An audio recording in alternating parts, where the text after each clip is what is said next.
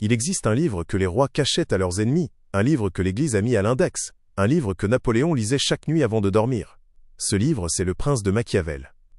Et ce que tu vas découvrir maintenant, ce sont les 48 lois du pouvoir dans leur version la plus brute, la plus honnête, la plus complète. Les stratégies que les plus grands joueurs de l'histoire ont utilisées pour dominer, influencer et survivre, sans jamais se salir les mains en apparence. La première loi. Ne surpassez jamais le maître. L'ego de celui qui te domine est ton champ de mine. Foulon, surintendant de Louis XIV, était plus brillant que le roi. Il est mort en prison, pas parce qu'il était criminel, parce qu'il avait oublié que le pouvoir ne supporte pas d'être éclipsé. Dans le monde moderne, c'est le collaborateur qui écrase son manager en réunion. Joue intelligemment, laisse le maître briller. Avance dans l'ombre. La deuxième loi. Ne faites jamais confiance aux amis. Utilisez vos ennemis. Un ami a trop à perdre à être honnête avec toi.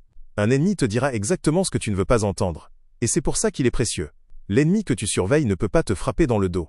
La troisième loi. Dissimulez vos intentions.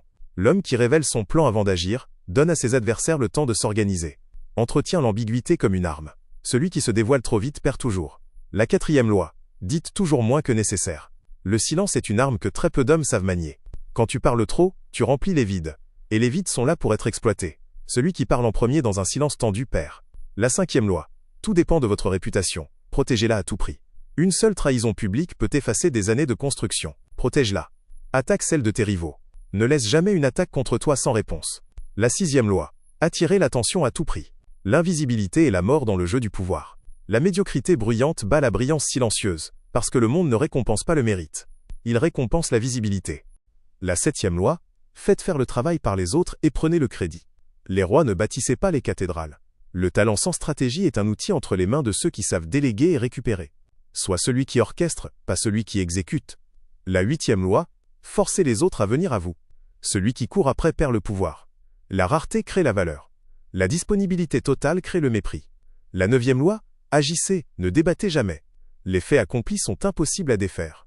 Les arguments peuvent toujours être contredits. Agis d'abord. Explique ensuite si nécessaire.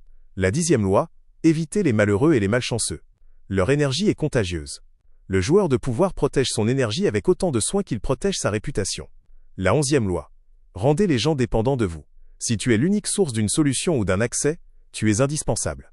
L'indispensable ne se fait jamais remplacer. La douzième loi. Utilisez la générosité stratégique. Offrir au bon moment, à la bonne personne.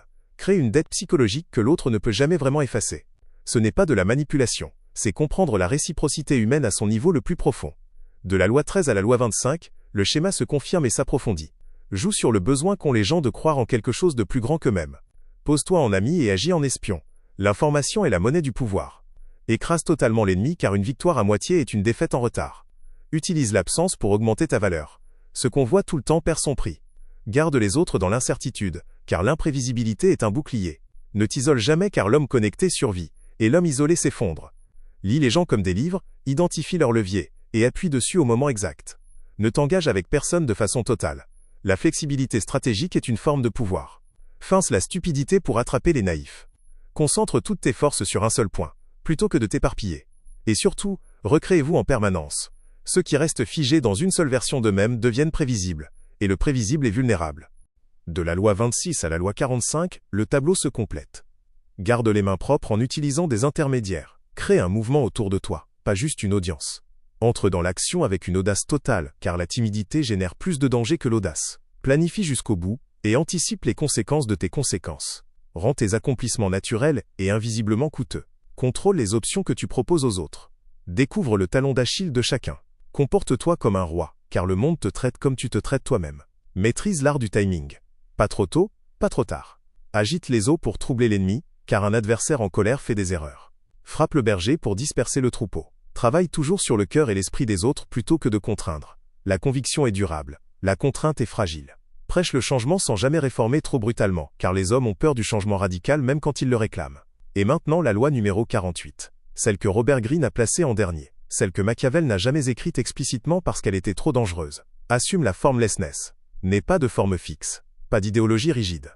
Pas d'identité immuable. Sois comme l'eau. Prends la forme de ce que la situation exige. Les empires qui ont duré ne durent pas parce qu'ils étaient les plus forts. Ils durent parce qu'ils étaient les plus adaptables.